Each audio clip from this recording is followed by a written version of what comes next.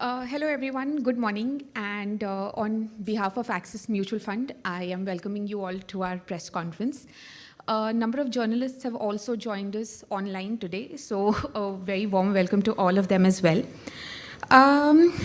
It is a very interesting conference that we have arranged for today, wherein we're not only aiming to launch a new fund, but we're also aiming to start off the discussion with a very interesting panel discussion on India's consumer renaissance, which is Unpacking the Next Decade.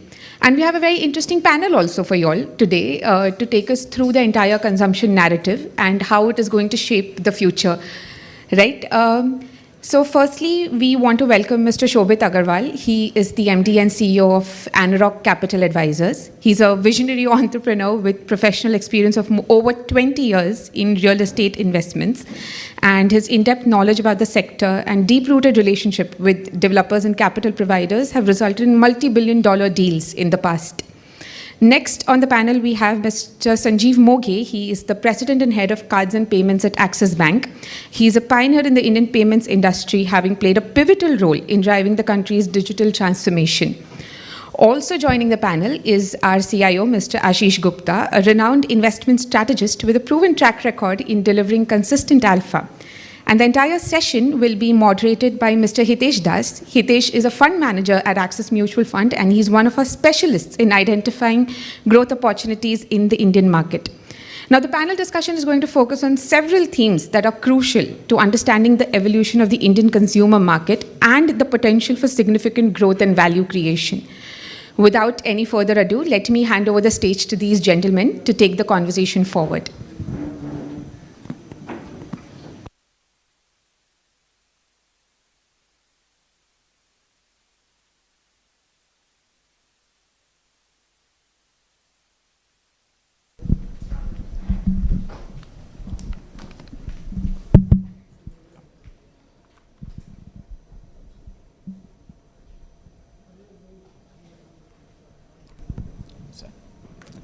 Yeah, hi, very warm welcome to everyone. I think we are ready to start. So the first question to Sanjeev, I think just to lay the context of, credit cards in India, we've seen a very spectacular growth over the last few years. And if Sanjeev, could you talk about, are there new customers coming to the fold, or are there existing customers who are, getting more cards? If you could talk about where has the penetration come through over the last few years, because we are surprised by the growth actually. Yeah, I'm not morning. So actually, Indian market is pretty interesting. We've just crossed, I think, a few months back, 4-5 months back, we crossed the 10 crore mark, which means India now has more than 10 crore cards. This is not to say there are 10 crore individuals having cards. It is possible. I think most of us in the room will have at least 2 or 3 cards. So it is possibly 3 or 4 crore. Nobody knows what that number is. I would put the mark somewhere around 4 crore individuals in India having a card. Obviously, all of us know the population of India, etc. So that's fine. We can say 4 by 140 is like nothing at all. But the point is, all of us also know in the country how many can be carded. 4 crore in that proportion is not an insignificant number at all. That's one. Second point is, has this grown spectacular, maybe a wrong word, but for any asset product, I would say. But has the growth been very strong and robust since COVID? Yes. So industry was at a certain point, let's say till 19, 20, till COVID happened, we all went slow. Many customers attrited out because they couldn't repay, etc. The credit issue that we had in FY21. But since then, let's say FY22 onwards, the growth has been robust. So it was like, for example, if you were to look at the spend data that RBI puts out, we are talking about 50s, then 40s. This year is looking like 15-20% growth on credit card. Debit card, of course, is degrowing. We have to remember that. Now, some people say, okay, credit card is growing, debit card is degrowing, etc. What else is happening? I will talk about UPI in a bit, but a lot. And now we can't say the growth is coming, moving from debit to UPI, because UPI is at a different scale, but I'll get to UPI in a minute. On credit card, this year we expect 15-20% growth. Now, 15-20% growth, somebody can say it's high, low. I would say it is slow. But my sense is this year we expect it to be that range, also because a lot of things have changed on the commercial cards. Some regulation which came in Feb, etc. But if you would just talk about retail, which is all of us spending on our normal retail card, the growth at 20-25% 15-20 is overall. My sense is retail will be more like a 20-25. This is very robust. There is a new engine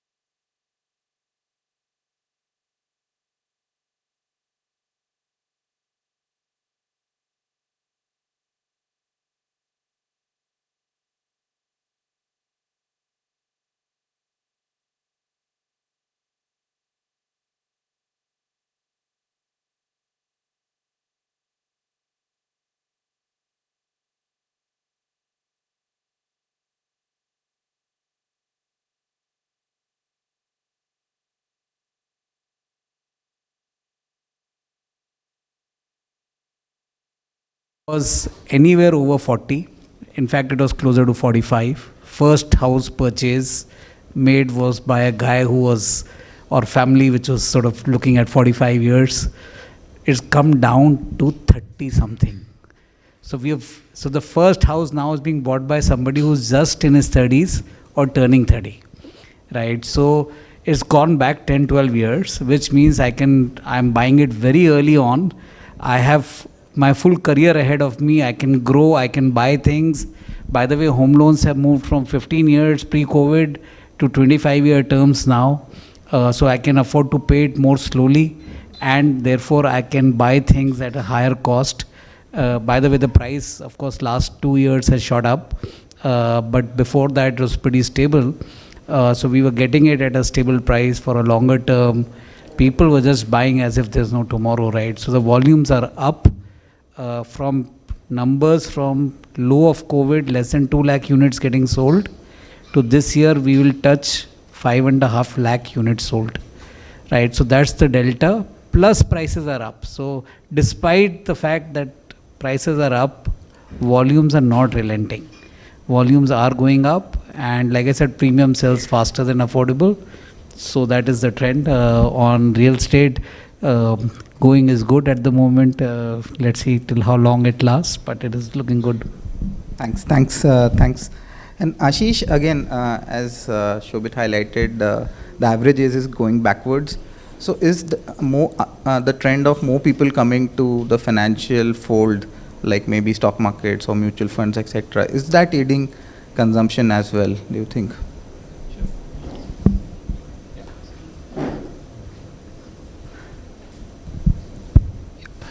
So definitely, I think the trend Shobhit talked about, younger people coming into the consuming bracket, younger people purchasing, I think that is something that is evidenced virtually in every segment, right? And we get to hear roughly the same feedback from the four-wheeler manufacturers. So the average age of person buying a car has come down.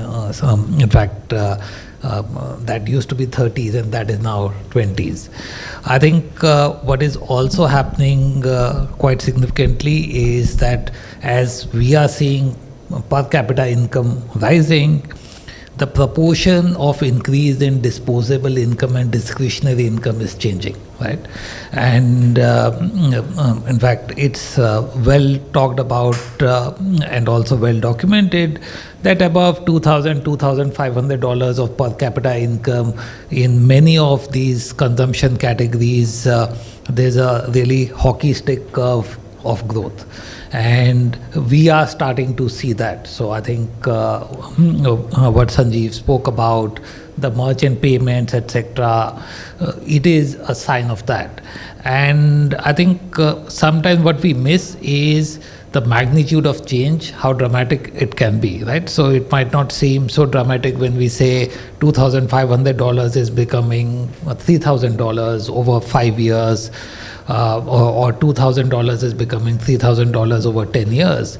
But where it becomes really meaningful is that when you think about when someone has $2,000 of income and basic needs, basic sustenance needs of food, clothing, some basic housing and rental takes away 80-90% of that, right? So if $1,700-$1,800 goes away, then he's left with only $100-$200 of discretionary consumption. Now, when this income goes to $3,000, right, and the basic needs don't really cost that much more, right? So over that 10-year period, you'll see the discretionary income he has goes from $200 to $1,000 or $100 to $1,000, right? So the increase in consumption in some of these things is actually going to be an order of magnitude. It will not be your 5, 7, 10% growth rate. So it will be much more sharper than that. And I think we are seeing that even in savings. So we as an asset management company are the prime beneficiary of that. So what you are seeing in terms of people investing in equities or mutual funds, why is there a growing proportion? So one, of course, more and more younger people are coming in. So if you see average age of new fully opening, that is again at 25, 26 years. And also now, like discretionary consumption, the savings pool is becoming so much larger because your basic needs are being met and then you have this excess income. Thanks, Ashish. I think premiumization continues to be an underlying trend as highlighted in real estate, as Ashish highlighted in four-wheeler sales. So coming back to credit cards, is there something which you notice, and how are the trends looking like in terms of premiumization, maybe spend patterns in metros versus, let's say, a tier 2 city, and maybe new areas or pockets of spends like maybe overseas travel becoming huge, if you could talk about a bit there as well.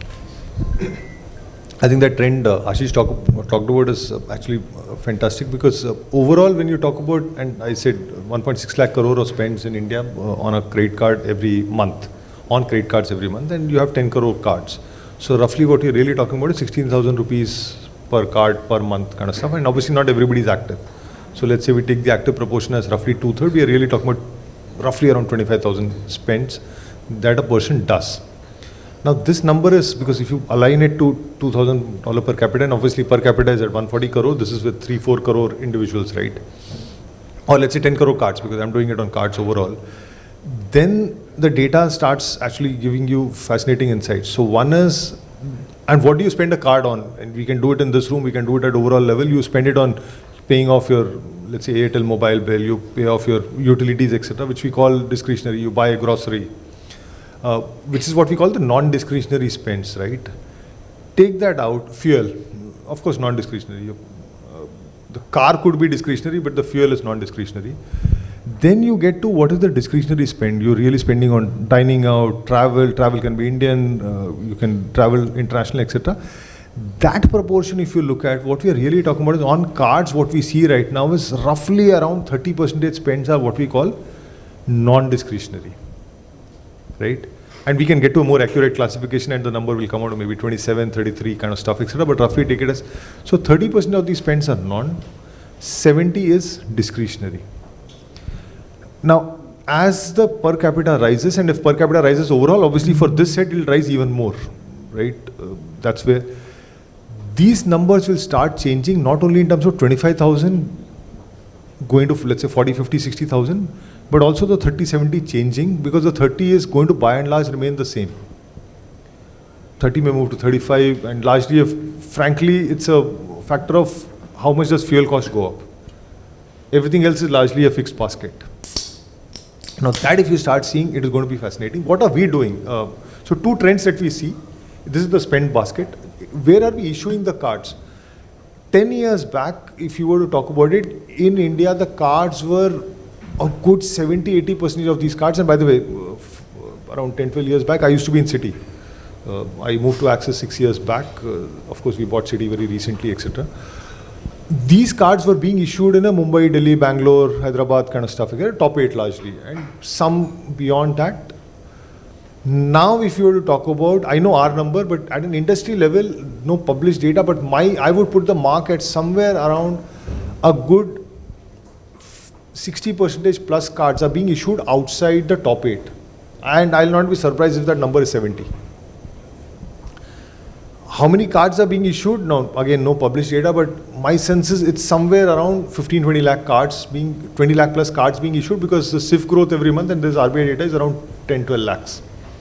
Cards come in, cards go out kind of stuff, etc. Now these numbers, so if every month 20 lakh cards are being issued and good 60-70% of it is outside the top 8, and what you issue is a reflection of where the demand is and where the spend is coming from. Now then this data starts putting fascinating insights. India today is a $3.4 trillion economy. By 2030, we estimate it will reach around $4.5 trillion. As that comes in, and I'm not saying Mumbai will not grow, Delhi will not grow, except they'll grow, but they'll grow more like India is growing 7, so it will be sub 7. The 8 to 20 will grow maybe slightly higher, but when you're really talking about outside the top 50, and outside the top 50 I'm talking about, you will see growth rates which are more like 15% plus. Now these are big numbers we are talking about. Because when India becomes $4-5 trillion and you're talking about outside the top 50, at a 15% you're really aggregating at a very, very different pace. Second part, we in our premiumization trend, and Shobhit spoke about it, houses are being bought at a younger age, etc. That I didn't know, because these are insights. I obviously look at the cards industry, and I think you can buy houses on cards, but whatever, etc. Most people don't. What we see is, today, most of us in the room are happy to pay more for a card which is better. It could be our Magnus, it could be somebody else's Infinia, somebody else's Emerald, etc., etc. And then we launched the Primus, which some headline put it saying we launched a card, we don't want to sell a card that we launched, kind of stuff, etc. But it is fascinating. You don't want to sell something, everybody wants to buy it. Right? So there is a certain trend which is saying you launch something which is premium and people, I don't know whether the right word is lap it up, but people are ready for it now. Right? People are ready for it, and some people may be ready for it as a status symbol. Some people are ready for it saying, okay, this is who I am now. No, this is the card this is the house which is my house. And not like a status symbol I want to announce to 20 people, but my stage in life, my income, my lifestyle, this is my house, this is my card. I think we have definitely reached, or we are reaching that stage for sure. We're still not US, which is like just overconsumption or whatever, etc. But we have reached a stage where a very critical part of the economy, very critical mass in the economy, has reached a stage where saying, I will lap it up, as long as it is something which fits in with my lifestyle. And lower percentage now, which is status symbol, higher percentage just saying, this is me. So that's what we are seeing. Yeah, thanks. I think very enlightening. I think people lapping up for some of these exclusive cards or brands have been a trend over the last few years. I remember when the first Starbucks was opened in Mumbai, we had seen miles of lines way back in 2012. So coming to real estate again, residential, I think, how do you look at brands like large national players or strong regional players? Are they also gaining share, making their mark in people's minds, and maybe owning a house in one of these prestigious locations or addresses? Is that a trend you see? Interesting question, and I'm going to sort of take Sanjeev's help on this because he just mentioned that his premium products are more in demand, right? It is always the case. And now, if you don't want to sell, the demand kind of builds up even further, right? It's not surprising. I thought it will be a surprise, and the data doesn't show it. So what I'm telling you is arithmetically correct. That I mentioned to you that we were selling pre-COVID roughly 2 lakh homes. Now we are crossing 5 lakh homes. So the market has more than doubled, right? Pre-COVID, the share of branded developer sales in that 2 lakh was less than 20%. Call it somewhere between 15 and 18%. So you were selling less than 40,000 homes. Out of the 2 lakhs were in the hands of listed companies and some very large unlisted companies, right? That number has gone up to 35% of, by the way, 5 lakh plus homes. So people are saying for higher quality, it's a clear flight to quality, right? People saying, I don't care, I don't have to buy cheap. I have to buy the right thing, right? I have to buy it from the right guy. I'm willing to pay a premium for it. Of course, premium nowadays is not the issue, right? The more premium it is, the more faster it'll sell, perhaps. I was jokingly sort of talking about, one of our ex-colleagues was here and we were talking about, he's saying previously when we used to go to meet developers, they used to be proud saying we sold our apartments and they used to measure of those was quarters. In so many quarters we sold an inventory. He's saying I came back, he stays abroad, he came back after a year and he's saying the same developer said, now our measure has gone to months, that we launch a project and it sells in so many months. He's saying this time, he's saying they were counting days. So you launch a project and it gets sold in days. It doesn't take you months or quarters to sell it. So the premium guys are really able to attract customers. People are willing to pay that premium and they're actually feeling better about it, right? The next door guy is selling for cheap, right? But he's saying, listen, unbranded product, let's leave it here. I am not interested. So there is a great quality, flight to quality, and it's evident in the sales numbers that it is showing. There is nobody shying away from saying, can I buy for less? They're saying, we'll buy, and they want value. And I agree, saying, I think the youngsters around the place are saying, live it up. We'll see, we'll save late for a later date, at a later point of time. But today they're happy to spend the money if they have it in their pocket. Thanks. Ashish, coming to you, if you could also talk about, in terms of global trends, right, premiumization is a trend we've seen in China as well. China becoming one of the largest luxury markets across the world over the last 10 years. If you think some of the trends can be mirrored in India, and is the time for a trend to catch up in India becoming shorter given social media, etc.? No, absolutely. I think you have partly answered the question. I think the fact is that now borders, actually always the borders have only been physical, right? So in terms of the reach of the media,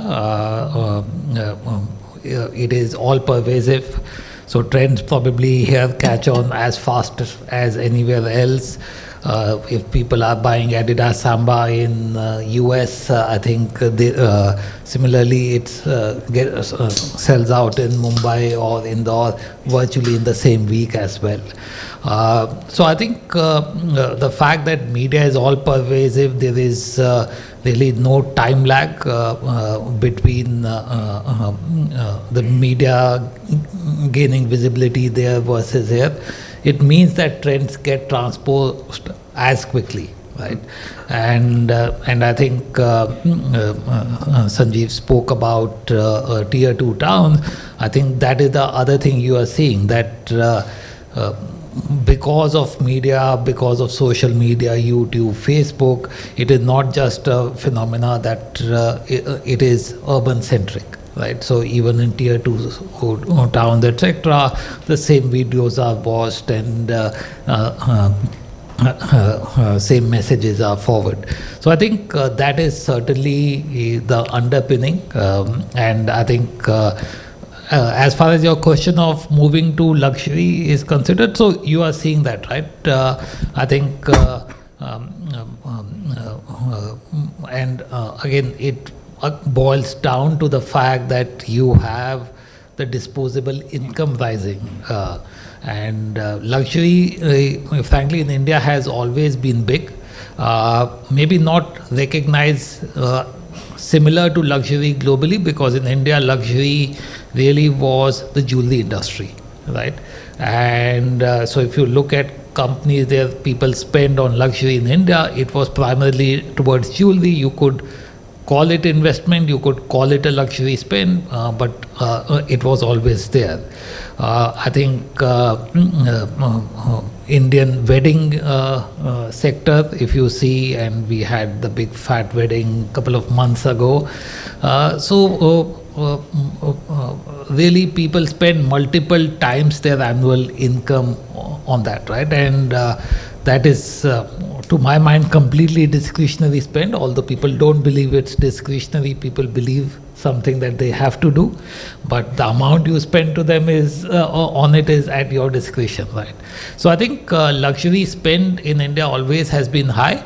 It is now just getting demonstrated in multiple different ways because of the influence of media. Okay, thanks. Sanjeev, in terms of, again, we talk about Bharat and tier 2 a lot, right? A lot of growth coming from there. So is there a difference in their spending patterns versus Mumbai or a Delhi, if you could talk about it? And how have they been different in terms of, let's say, brand positioning? How do you sort of look at, are they as brand conscious as some of the metros are? Okay, I think interesting question. So obviously there are some differences, and these you can kind of figure out once you look at where we spend our money in, let's say, Mumbai, Delhi, etc. So in a Mumbai, Delhi, you will have a lot of shopping on retail, physical. In those markets also, there is a lot of shopping, but when you look at the card data, you have higher spend on, let's say, travel and dining in a Mumbai, Delhi than in those cities.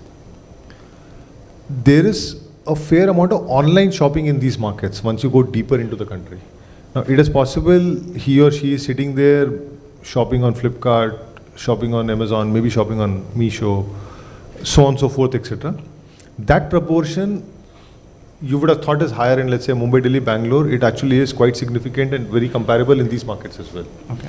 The travel dining number is lower. And I'm talking about absolute numbers. I'm not really seeing the percentage wise, etc. Proportion wise, it's fairly similar. But just when you're talking absolute numbers, spends per card, are they higher in Mumbai, Delhi? Yes. They are higher than 8 to 20. And then obviously beyond 50 is lower. The spend pie chart is fairly similar. You will have small differences here and there, etc. The international travel is still a lot from the top 8 markets, top 20 markets, etc. But I don't think today you will have somebody from Bulandshahr not having gone abroad, etc. That has changed, but obviously when you're talking about the pie chart, etc., a lot of international travel is still from the top 820 markets. And I don't think it's a function of only with the airports, it's a function of a lot of things, and I don't think we can put a finger on what exactly. But obviously the point is, whatever we are seeing now, or let's put it this way, whatever you're seeing 8 or 10 years back in a top 8 is what you will see from the beyond 50 in another 2-3 years kind of stuff. That's the way I would look at it. And second part, brand conscious. Okay. So brand conscious, I think that trend, we've really moved on, right? So I don't know what shoes we used to wear when we used to go to school, etc. But today the kids know their brand, right? To shoes, and I don't think people are too happy with the Bata, etc. But point is, these things have clearly moved on now, and it could be Adidas, it could be whatever, etc. It could even be the restaurant that you're going to. Right, so there are reviews available. I will go to a 4-star, and I'm not saying Michelin, I'm just saying the Swiggy, Zomato star rating, etc. But I'm saying, so those factors have caught on, and frankly, some of these choices are not, and long back, these were choices being made by parents. Now, many of these choices are being made by kids as well. And these are very conscious. I'm not saying the decision maybe, but the choice is definitely coming from a different set within the family. Those trends are, I think, very, very clear. So home purchase may still be the bread earner kind of stuff, etc. But many of these other choices, I think there is very clear understanding that these are choices being made by kids. These are choices being made by, let's say, the spouses, as in the husband and wife together, etc. Those things are coming out. Okay. Brand, to the point I think Shobhit was making, to the point I have been making now, whether it is home or car, and these were, okay, let's put it this way, car was a brand choice even 20 years back when we had only 3 brands, right? Let's understand that. Even then, the fact that I'll buy a Maruti and not buy an Ambassador was a brand choice. It is just that you had only a bouquet of 3. You can't call 3 a bouquet, but whatever. Today, it is very clear that the choice is massive. Whether you're talking restaurants, you're talking clothes, you're talking holiday destinations, you're talking hotels that you will stay in, you're talking the airline you will travel, or whether you're traveling economy or premium or business, etc. These choices are being made, and these choices are being made consciously not only by the breadwinner, but by a larger set within the family. And that, my sense is, as we go forward, will become even more democratic choice within the family itself. Yeah. Okay, perfect. So, another question on tier 2. So how you talked about branded set of players obviously doing very well. How are they placed in some of these tier 2 markets over the last couple of years? And another related question, we've seen a lot of mall operators venturing into the likes of Indore, Lucknow, and how has been their journey, their response as well, if you could talk about it, right? I'll answer these questions in 2 parts. But, unlike Sanjeev, I guess trends in the real estate side are not similar. I think the way real estate is consumed by big cities versus smaller ones, or tier 2 cities as we refer to them, is the fundamental difference is the availability of land, right? So in all these big tier towns, we are clearly moved to flats, sort of flatted living. Somebody who's richer will buy a bigger flat, but somebody who's not that rich is still buying a flat, maybe 1 bedroom or 2 bedroom, but the choice or the size changes, but it's pretty much the same way. I think in smaller towns we still sort of depend on bungalows, plots, etc. So there's not too much of multi-story sort of work getting done. That's one big difference between metros and non-metros. In some of the cities like Bangalore, just to give you a sense, maybe one project itself can sell more than 2,000 to 3,000 apartments on a single project because it's multi-towers on a big layout. The whole consumption of Indore on sort of real estate is less than 10,000 apartments a year or 10,000 registrations a year. This could be apartments, mostly these are bungalows, right? What's interesting though is our holiday towns are doing very well.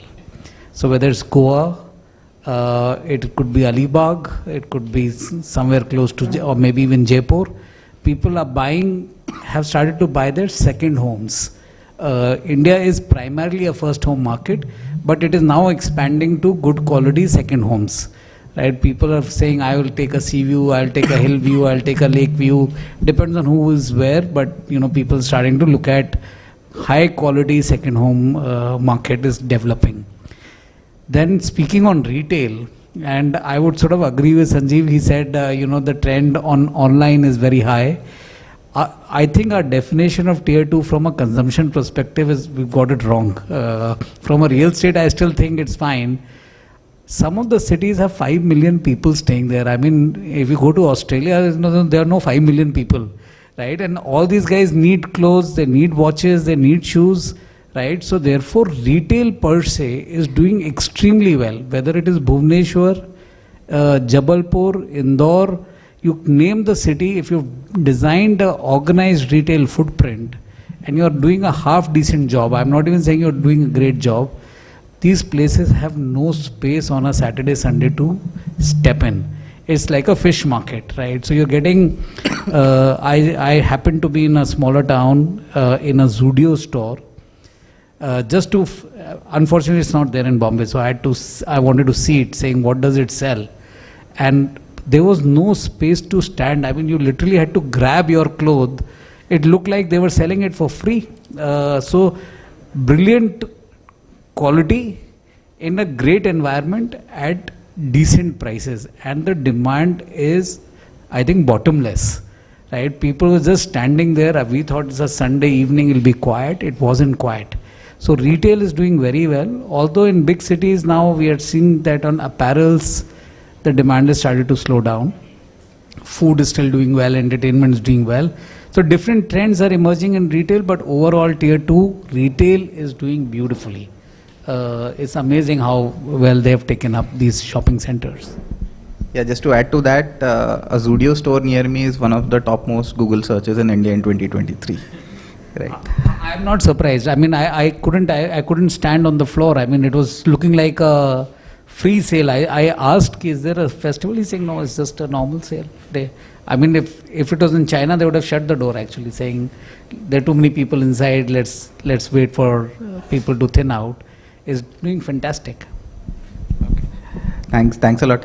Ashish, just wanted to pick your brains on the savings rate in India. People say as we have started to spend more, and especially the younger generation, is the savings rate sort of going down? If you could throw some more color on it. So I think there are several trends there. So savings rate certainly has gone down. Household saving rates has moderated.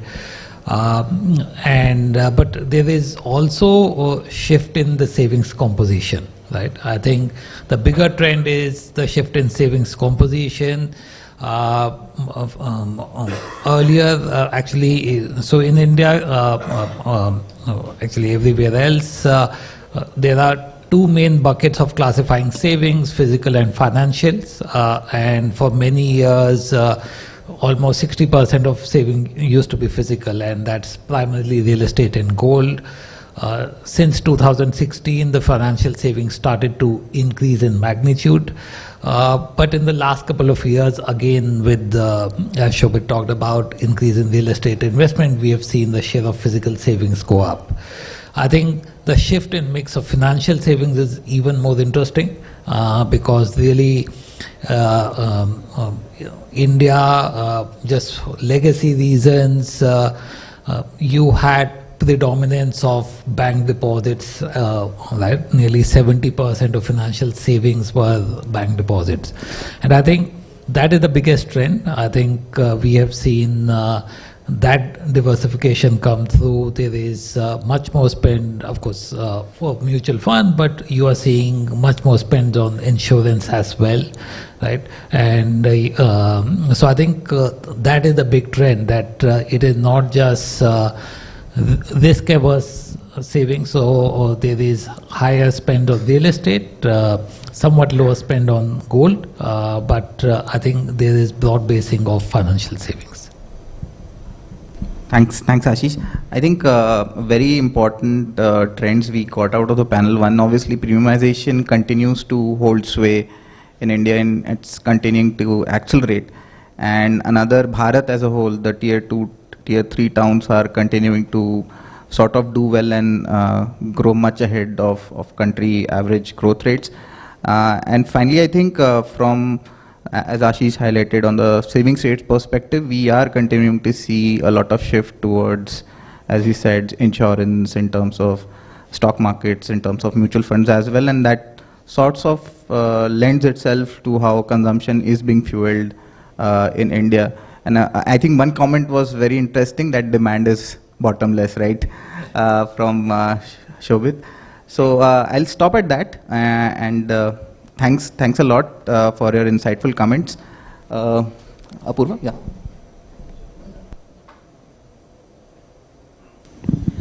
Thank you, guys. Thank you. A big thank you to all of you all for taking out the time and just blessing us with such valuable insights.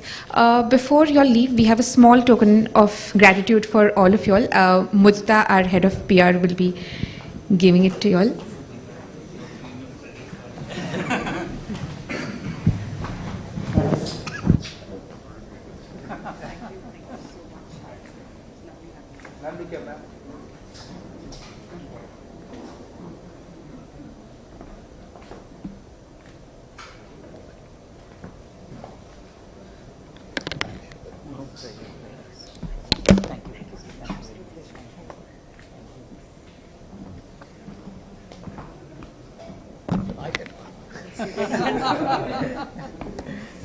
You can choose and take it. Yes.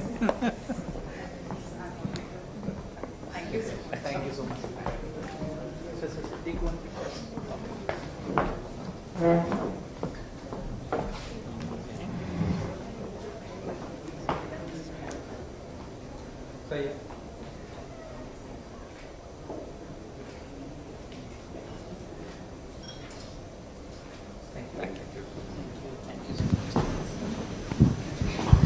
Thank you, everyone.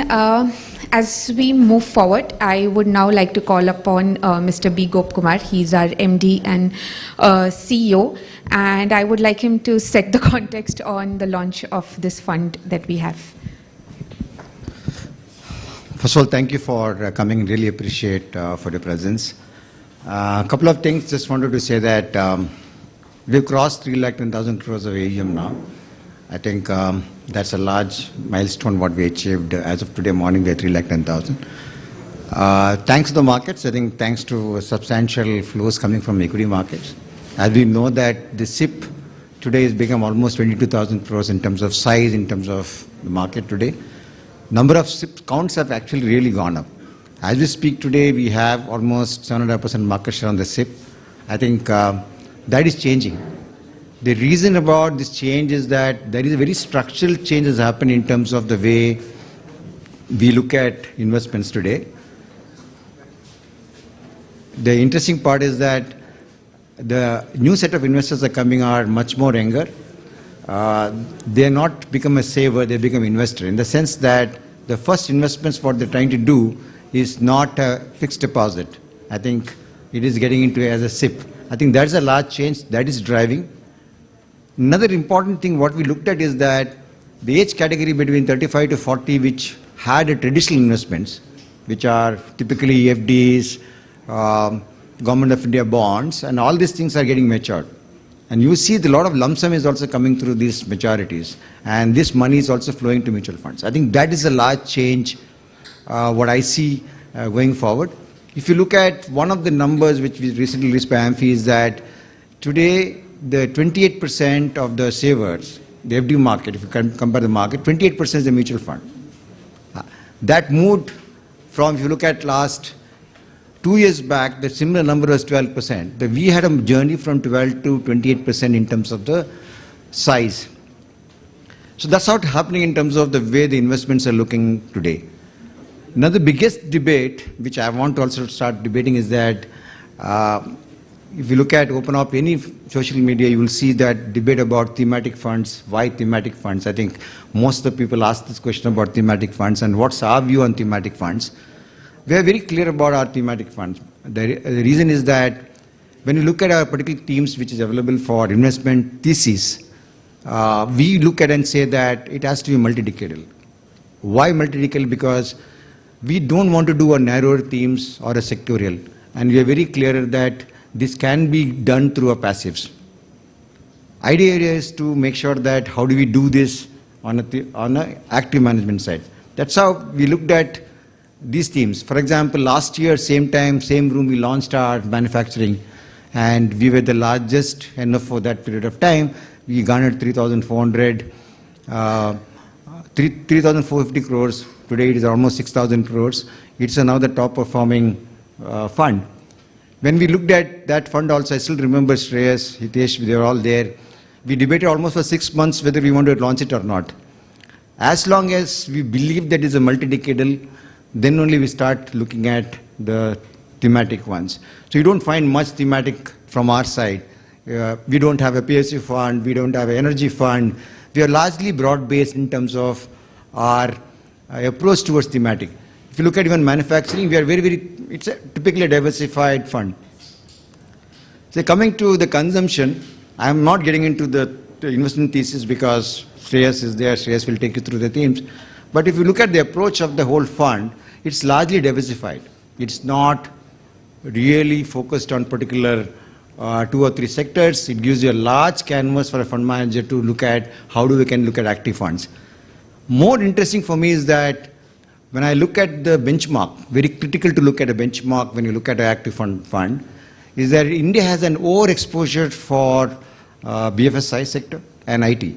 If you look at most, because generally the benchmarks, if you look at NIFTY 500 or a NIFTY 50 or NIFTY 100, the benchmark you have larger weightages. So if you look at it from purely from Indian investors' perspective, actually we are largely overexposing this customer to the sectors. But when you look at manufacturing as well as consumption, you find it as a different variety where the weightages are very minimal. So Shreyas will take you through that in terms of how the construct of the benchmark. And that actually gives you an opportunity to look at and say that can the active fund manager can beat the index. So he'll take you through that. There was also a conversation saying that consumption didn't pick up for last two years. And why is that? And how does it reflecting in our index? I think Shreyas has one particular slide on that saying that which was the component of consumption. Another perception about consumption is that we do believe consumption means the typical FMCG products, right? I think that's the way we think about when we talk about consumption. I think Shreyas also will take you through that. I don't want to steal your presentation, Shreyas. I just wanted to keep myself restricted to what I supposed to speak on thesis side. So I do believe that consumption as a fund has a huge investment thesis. And I'm sure that once we launch, there will be multiple other AMCs also come and launch on consumption because it's very broad-based.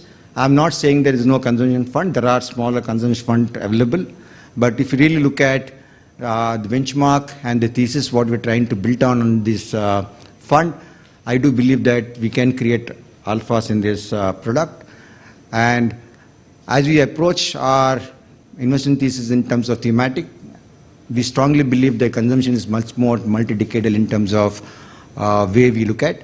And if you had to put a point and say that 2030 it has to be a $5 trillion economy, I think consumption will have become one of the largest beneficiary on consumption. I think that's what we talked about. And if you look at the panel, I think the world is talking about premiumization. And a lot of people say premiumization, but the premiumization translates into something to our companies, right? That means companies are able to price much better, ability to get better margins. That gets reflected in their finance statements. Hence, you generally tend to get a better multiples in the markets. So this is what I want to talk about. I think thank you for coming again and really appreciate your presence. Thank you so much. And Shreyas. Thank you, Gopsa. Shreyash and Hitesh will both take us through the entire fund and its details. Thank you.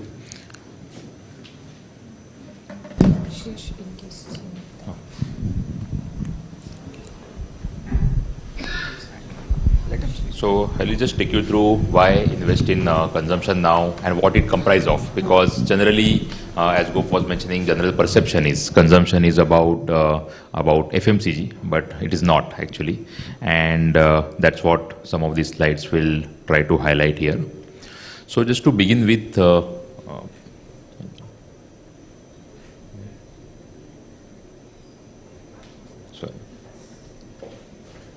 this next step. Just to begin with, let's go through the what is consumption all about, because the perception is it is about FMCG, but it is not. It is not only about FMCG. So it comprises almost 8 sectors, and it has even 70 basic subsectors into it. So these are the numbers which are mentioned here. These are weightages of these 8 sectors in the underlying benchmark. And if you notice in that, this benchmark comprises of multiple sectors, wherein there are some cyclical sectors. The cyclical sectors are automobile, auto component, that is auto OEM industry. There is a cyclical sector which is power. Actually, power is showing the highest volume growth in India. Probably no other category or no other sector you can probably find out where the volume growth is as high as power, because the revenue growth is high. It is more because of pricing as well as volume. Here actually the power volume growth is one of the best. Real estate is one of the cyclical. So this consumption as a theme, it is not only about non-cyclical. It is about cyclical, which is auto, power, realty. It is about non-cyclicals like telecom, healthcare, consumer durables. So here in the panel we spoke about wedding industry. So it's a gem jewelry, paint, and consumer electronics are there. Consumer services, wherein this digital trend changes which are happening around. So they are getting captured in retailing, e-commerce, and etc. The travel tourism through hotel resorts. There is auto, as I mentioned, and then basic FMCG is there always for us. So as I said, it is combination of both cyclical. It is combination of cyclical and non-cyclical, in which you will notice that the questions can be around which segment is doing well, and how this fund is going to be a broad-based, and how it can be considered as a long shelf life product or long-term holding product or buy and hold product. Because of its composition, one may shift from one segment of the sector to other if some segment is not doing well. Just to give example, in our manufacturing fund, it has seen almost a 40% move in its NAV YTD. After such a sharp move in that fund as well, you must have noticed that there is a sector which is a pharmaceutical. It is also manufacturing, right? So whenever you are seeing some sectors are getting hot, some sectors are not moving, in such kind of diversified segments or such kind of diversified funds, you can actually have an opportunity to shift from one segment to other. The other myth is that consumption is boring theme and it don't perform. So if you see in last year's roaring bull market, Nifty 500 has given us almost 40% return. Definitely consumption index return is lesser. It is, but it is not very less. It is not like 15%, it is not 20%, it is 36%. So consumption as a theme has given 36% returns versus broader market of 40% return in last 1 year. Even that 36% lesser return is because of certain drags in that underlying benchmark. And the drag has been, as all of us know, FMCG category. So FMCG category, which is a 34% by weight, almost 1/3 of underlying benchmark, it has given only 11% return. And if you take now every other category, the cyclicals like real estate, auto, power, they have given 70 to 100% return. And non-cyclicals have given equal to the broader market returns. And that's how, when we look at consumption as a theme, one should focus on it as combination of cyclical, non-cyclical. It is a well diversified, and that's where its returns are commensurate. Now in the next slide, if we see that we have taken data for longer period of time, right, from 2007 till 2023, and this is a calendar year return data. What it suggests is calendar year return in the NIFTY India Consumption Index has been higher in most of the calendar years than the broader market. And especially when market has been flattish to negative, NIFTY India Consumption is even better. Even in the last 2 years, when market has been really good, in that, and in market has been mostly about industrials, etc. During that time also, to the broader market, NIFTY India Consumption Index has given higher return than the broader markets. During the drawdown, so you take the largest drawdowns in last 2 decades. One is global financial crisis, the other is obviously COVID. Both during these drawdowns, obviously the consumption index has fallen lesser than the broader market. And that's how it protects relatively on the downside, as well as it participates fair enough in the upside. And that's where the returns of this index has been superior. Next slide, please. So these are the underlying growth rates. So everyone knows that obviously consumption is relatively expensive, and it has been historically. It is not now. So yes, its PE multiple is 48, 44, as you can see there. But the reason is also very visible here, that EPS growth is superior to the broader market, and the ROE profile of these companies is superior to the broader market. This slide is interesting in the context of it gives overall valuation perspective, and that too over last entire decade across the market segment. And if you go through this slide, so I'll just try to simplify it. The sectors below this red line are all B2B oriented or industrial sectors. They are like capital goods, the recent trend of electronic manufacturing services, specialty chemical, and the sectors above this red line are consumption oriented, or they are part of mostly our consumption theme as such. Now, these numbers are the multiples, the sector multiple during last 10 years. So first one is as on March 13. As on March 13, if you just recollect that time period from the macro perspective, it was a time period of twin deficit crisis. And that's where valuations were suppressed across the board. Valuation, you will see that barring the typical consumption sector where valuation always has been 30 to 40, everywhere else the valuation used to be in the mid-teens. From there till pre-COVID level, the valuation across all the sectors went up, and it is broadly proportionately 1.3 to 2 times. From March 13 to March 19. But from March 19 to March 24, that is pre-COVID to post-COVID, during this time period, one observation is all the B2B oriented sectors, they have seen their valuation expansion right from 1.5 to 2.3 times, while the valuation expansion in the commodity oriented, in the consumer oriented sector has been 1.1 to 1.5 times. So if you now notice the absolute multiple, definitely consumption-oriented sectors are not absolutely cheap. But if you look at now on a relative basis, considering cyclicality, considering ROE profile, then definitely on the relative basis, consumption-oriented sectors valuations are compatible, or it is actually superior on a risk-reward basis compared to the B2B-oriented sectors. And that's where on a risk-reward basis, this looks good. This slide is about just showing what is the breadth of this sector, and that's what Gop mentioned about. We want the product to be long shelf life, and the fund manager should be able to maneuver from one sector to other sector. The basic criteria for it is how large is its overlap with the underlying broader market, which is NIFTY 500. So again, going back to the manufacturing fund, there also was the overlap with the underlying broader market. NIFTY 500 has been around 30-35%. In this also, if you see all the consumption-oriented sectors weightages in the underlying benchmark is almost 34%. So the overlap is almost 34% with the broader market, and that makes this fund as a relatively broader fund. So when you look at these thematic products, both consumption, manufacturing, sort of there can be slight overlap in that, but it is a sort of complementary. So there is a consumption part of economy, there is an investment part of economy, and both of these products are covering these two part of economy. Next slide. So in this consumption fund, I'll just give it to Hitesh to take you further. Thank you.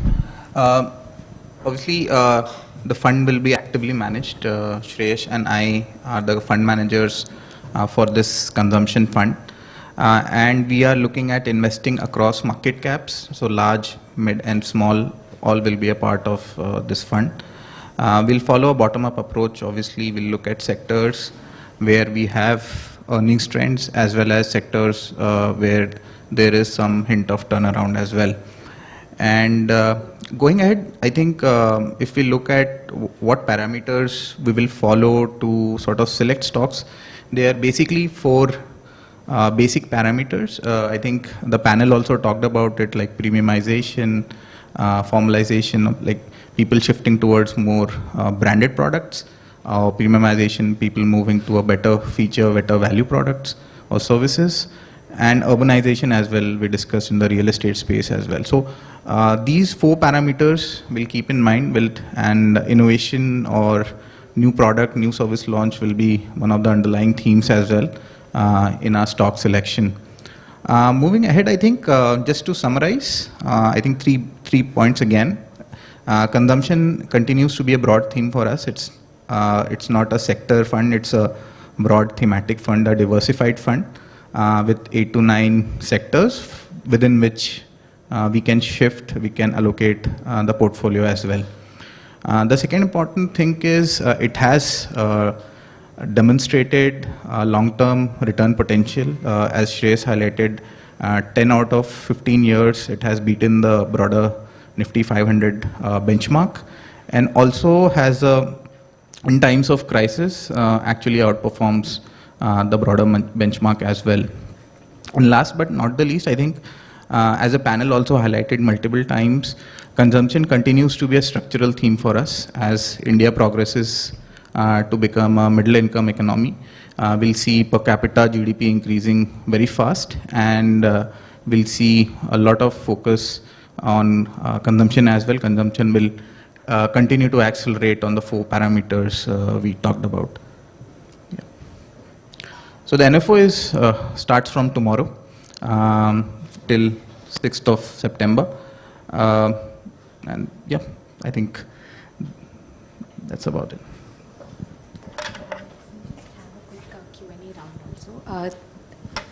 Just have a seat. Sure.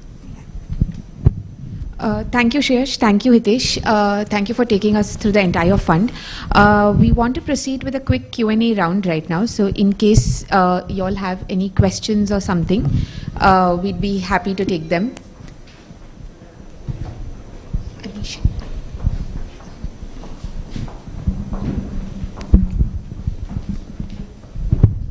Hi, sir. Hi. So, sir, just a couple of quick questions that I have. One, obviously, you mentioned obviously we're across 8 sectors that are there for within consumption, but you've got both, cyclical and non-cyclical sectors. But a large proportion of it are the cyclical sectors. So, how much of a concern is that when you're looking at it from a long-term kind of perspective? Even though this you're saying is a diversified fund, but there is still a lot of risk associated with the fact that these are extremely cyclical sectors, especially things like auto components. Even within that, if you're looking at jewelry and all that, that's all cyclical as segments that are there. Actually, if you look at the weightage of the sectors, the cyclical sectors which I highlighted, and you add all of them, actually the weightage is less than 30%. It is around 30%. It is not more than 30. So actually the exposure in the underlying benchmark, again, those weightages are not what we intend to keep it in our fund. It is the underlying benchmark's weightage. And if we combine all, it is actually around 30. It is not heavy in that. Right. So you don't see that? Yeah. Okay, and just to add to that, the other key factor and the reason for broad basing the fund and having these cyclical components is that all these cycles are not congruent cycles, right? So while individually these segments will be cyclical, they will not be going through the same ups and downs at the same time, right? And that actually becomes very useful for providing a consistent return. So if you have the fund manager making the right calls, so if one part of the benchmark is in a downswing, you can actually compensate it by being more overweighted others. So really cyclical becomes much more of a challenge in a narrow theme because then you are just riding the ups and downs of the cycle. And here, because we have several sub-themes playing out, and all of them have their own drivers, and they just don't trend similarly. I had just one more question on this discussion that we're having about, the consumption growth story. We're saying that, purchase power has increased both, rural and urban. So it's not just an urban-centric view that's there. But pricing is still an issue across most of these consumption segments that's there. And we have aspiration. People in maybe rural areas are buying. It's out of aspiration, maybe not out of affordability. So does that kind of lopside the view or the outlook on consumption as a segment? No, sorry. So the question is around what lopsides the lack of affordability you are talking about. Yeah, so we're saying that, it's not just an urban-centric view that we have about consumption, that it's both, rural and urban. But, there is still a large percentage they will buy even though they don't have the money to buy it. So if they want to buy real estate, they will go and buy one. I want to buy a nice pair of Reebok shoes. I will go and buy one pair. So it's still, pricing is still a concern. Affordability is still not there. So our view, to a certain extent, is still very urban-centric. Okay. So actually, if you notice the entire listed space in the consumption, and probably even the panel also discussed about multiple segments. So its panel actually focused on the real estates of the world, which is probably catering to the higher upper part of K or the higher income level. While there are multiple segments which are also catering, or which are multiple companies which are catering across the board. So mostly the FMCG industry which cater across the board. Food services is catering across. There are multiple segments, multiple companies which are in apparel. There are multiple companies in the retail industry. They are actually catering to the value segment of the market. And because of their positioning, they are actually trying to gain market share in that value segment. So when you look at the listed space again, and if you try to classify among what is catering to the upper part of K, what is at the value segment or at the rural part or semi-urban part, then just one more example can be auto. So two-wheeler is actually catering to entire country. So it is not only about SUVs. Auto is not only about SUVs. It is about two-wheeler also. And two-wheeler as an industry in last 1.5 years actually has started doing well. And probably you must have seen the performances of stock in that as well. So in each category of these, barring one or two like real estate, which is particularly only about the reach as such, every category has opportunity in both upper class as well as semi-urban, rural, etc. Whenever the cycle in that particular consumption class turns, then there is opportunity. So that's why I gave you example of auto, two-wheeler. So two-wheeler, despite not a broad-based narrative about rural recovery, two-wheeler industry is doing well cyclically after almost 7-8 years. So such opportunities are there across the sectors, and there are listed companies which are capturing that. Thank you.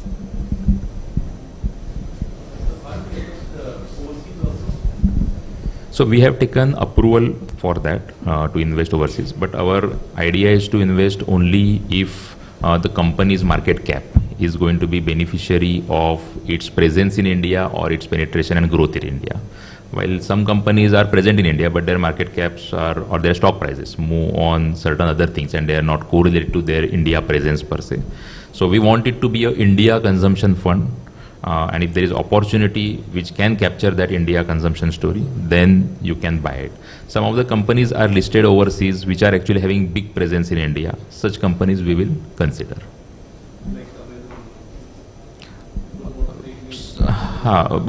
So again, when you look at some companies which may be very big, for them their market cap or their stock prices may not be dependent on their India presence. If it is dependent on India presence, then definitely it makes a case. As of now, we don't see much. If there is something comes up, we will consider. As of now, when we look at the entire spectrum, there is not much opportunity in that. So provision is already made. It is 20%. Hi, Shritama from Reuters here. How much of this story is being driven by external financing? So what I mean to ask is, tomorrow if for reasons of regulatory changes or some liquidity crunch in the market, to what extent is the consumption story at risk? Sure. So I think in India, the good thing is that the consumption story has not really been driven by finance, right? If you see the penetration of total financial sector and particularly consumer credit, that has not really been very high. The primary driver of that, and nearly 55% of consumer credit is actually just mortgages, right? And lot of the discretionary consumption, what Shobhit talked about on real estate side, has actually not been driven by as much financing. Yes, in the first time home buyer segment, financing is important, but not in the entire the discretionary bit or the upgrade bit.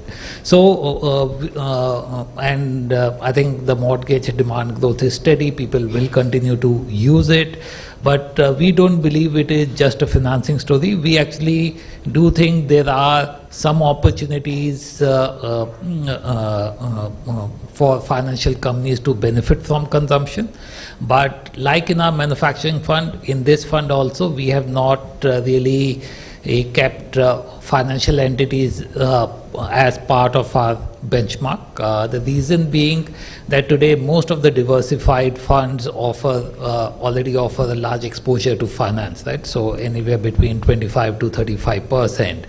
And like in manufacturing, one could have argued that because a particular bank or NBFC is lending for manufacturing, it can be a part of the manufacturing fund. So similarly, if a bank is lending to consumer credit, it can be part of the theme. But we believe then really the positioning of the fund relative to the other diversified funds will be very modest. So that's why we have really not kept financial as part of the benchmark. Hello. Hi. So this is Anil here from Mint's personal finance team. So Sanjeev mentioned that there's a good amount of growth in credit cards as well as personal loans. Also, personal loan books is also growing from the banks. However, RBI has recently made a statement on the concern on slow growth in deposits. And having said that, the significant amount of home appliances, consumer durables, non-consumer durables are bought on EMIs and home loans. So how do you think this is going to, number one, affect the banking sector as well as the consumption sector? Having said that, both of these sectors form a majority part of consumption index. Sorry, so the concern is RBI has on deposits, right? So I think, frankly, my take on that is very, very different. I actually don't believe household savings have anything to do with deposits, right? So savings rate in the economy has no correlation to deposit growth. So I think intuitively when we say that, people have a hard time believing it, that okay, if I save, I put money in deposit. But in a macroeconomic context, savings and deposits are not correlated at all. Deposits are created actually in the economy by either the central bank or by banks giving loans, right? It is not created by household savings. So I don't think, and even the debate about people saving less in deposits and more in mutual funds, I think that's a fallacy, because all these are just internal transfer payments. So if I put money in a mutual fund, the mutual fund buys a stock, that stock is bought from another Indian, right? So it is just movement of money. Deposit just gets transferred from one person to the other. It does nothing to really take away any deposit from the entire system.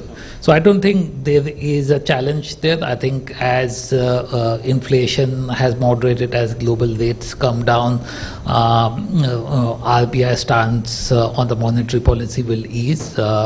We are expecting over the course of this financial year nearly 50 basis points of rate cut. So I think as monetary conditions ease, you will actually see credit growth get stronger, right? Yes, in the near term, over the next quarter or so, as banks are realigning their loan deposit ratio, you will see a moderation in their loan growth. But I think as the monetary conditions change, you will see them accelerating their loan growth again. Yes, thank you. Hi, I'm Sammy from Business Standard. I had a couple of questions. One, I mean, there has been a fair bit of run-up in the consumption stock. So does the starting point, I mean, put you in a disadvantaged situation? Actually, conversely, we believe that this part of the market has actually been ignored, given that the cyclical part of the market was much stronger over the last couple of years. Yes, there has been some rebound in the past couple of months, particularly in FMCG name, because as Shreya said that we have started to see some early trends of the rural side of the economy recovering, which since COVID had been in the downturn. We also believe that today where we are in the market in terms of multiples, we need to be very careful to be positioned in long-term stories, because where the market multiples are, I don't think short-term growth will be adequate to kind of provide return. So you need to be convinced on long-term growth potential of companies today to be confident of buying them at these multiples. Second question would be, there is so much crowding in terms of NFOs, especially in the thematic space. So what is driving these new launches? Is it demand driven, or I mean, what is it that is? So I think 2-3 reasons, right? So one is that the investor community is maturing, right? Investor community wants differentiated products as well, and they want differentiated products across both active and passive. So you will see a lot of new categories of passive funds also coming in. People were earlier just happy buying flexi cap fund or the large cap fund or the mid cap fund. People now, as they have matured, they have their views that we want exposure to, say, manufacturing, or we want exposure to this sector, we want exposure to innovation. So I think that is one part of it. And the second is that today all of us are looking at themes that are structural as well, right? So I think when we look at thematic NFOs, two considerations are there, that it should be, if not everlasting, a long-term theme. And second is that it should be broad-based enough that an active manager can provide a consistent return. So I think very narrow themes in our view is a concern, because then it gets sold as flavor of the month. And when the sector or segment goes out of favor, the active manager has very little leeway to provide a better experience to the investor. So as long as themes are structural, as long as themes are broad-based, I think there is potential to provide a good experience to investors. And secondly, I think the investor community is maturing both in terms of numbers as well as their sophistication.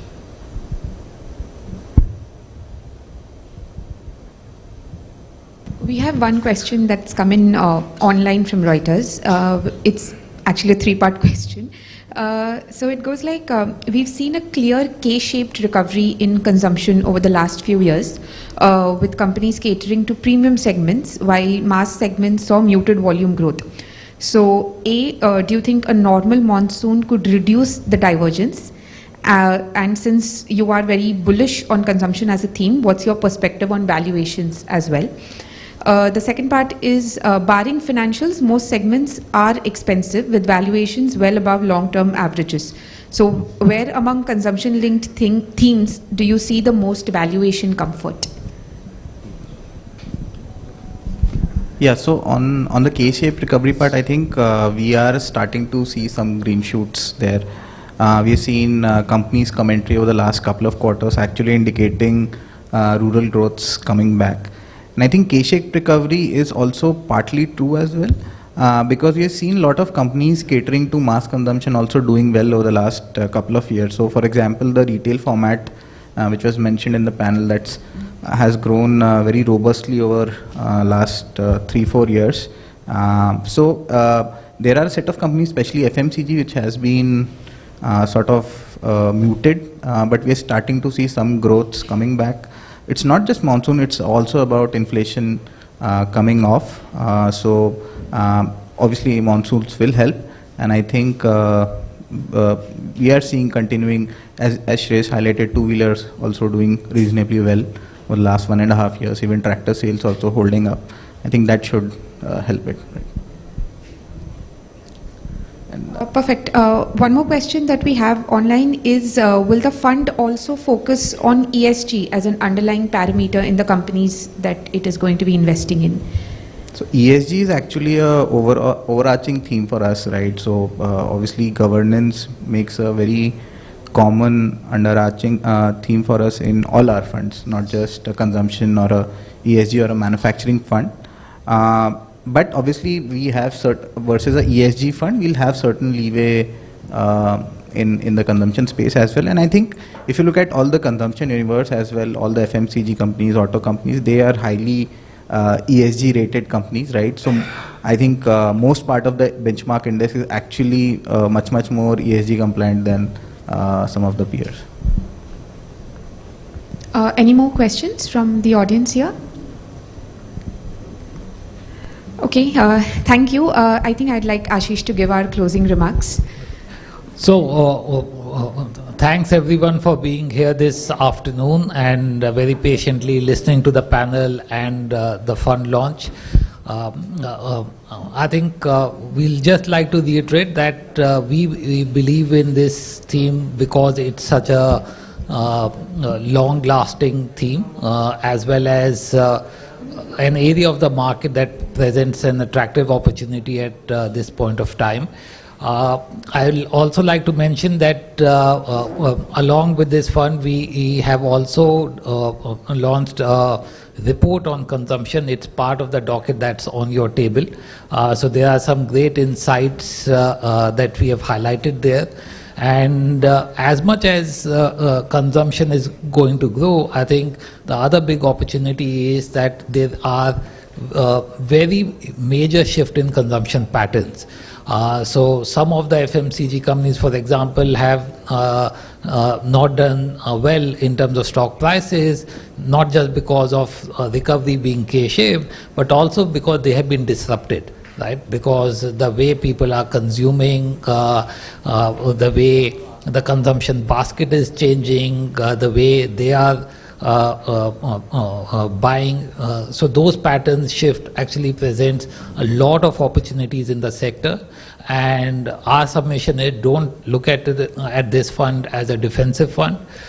This is actually trying to capture all the shift in spending patterns that is happening in the economy, as well as the growth in spending. Thank you. Once again, on behalf of Axis Mutual Fund, I thank you all for just coming here, taking out the time and gracing us with your presence.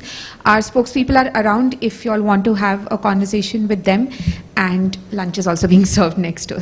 Thank you. Mutual fund investments are subject to market risks.